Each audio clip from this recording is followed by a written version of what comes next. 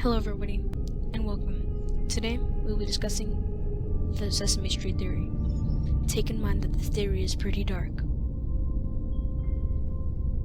The humans on the show are the nursing staff, order lines and maintenance crew of an asylum.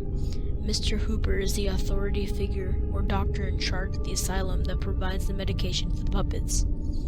The puppets, for the most part, are monsters. They are referred to monsters often, and often have different value systems as the humans, which creates a weird split even when events happen. These monsters live in the asylum. Let us review the puppets. Oscar the Grouch. Hoarder obsessed with filth. He loves the opposite of what normal people value. He is insane as he has no understanding of right from wrong.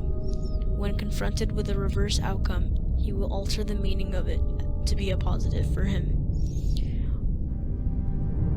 Big Bird. Giant adult with the mind of a 5-year-old. Despite his large size, he approaches the world as a 5-year-old with rudimentary math and reading skills. He also suffers from hallucinations. He has an imaginary friend that no one else sees. Snuffy. Cookie Monster. Prone to psychotic outbreaks with total disregard for the environment and anyone or anything around him.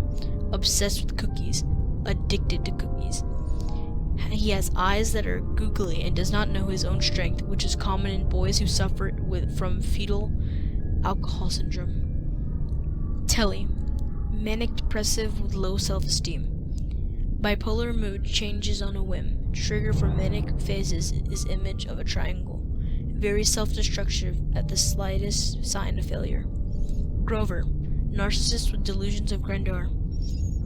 Hides fears and weaknesses in alter ego that is Super Grover, who solves problems and fights crime, but often fails to do said feats. The Count. A being who believes he's an aristocratic vampire from Europe who is obsessed with numbers and counting everything he sees. A touch of OCD. His name is Count von Count, and his obsession runs so deep that he prefers to be called a verb. Count. Elmo. Manic personality who is also a narcissist. Speaks of himself in third person to disassociate from his poor infantile behavior. He has an entire world of make-believe that he named Elmo's World, where he spends a quarter of his time in. The puppets' parents rarely visit them, but the puppets do have memories of their parents and grandparents. These are shown as flashbacks, as if the puppets used to live at home, but now live on Sesame Street. They have to because they are monsters and must be taken care of by the staff at Sesame Street.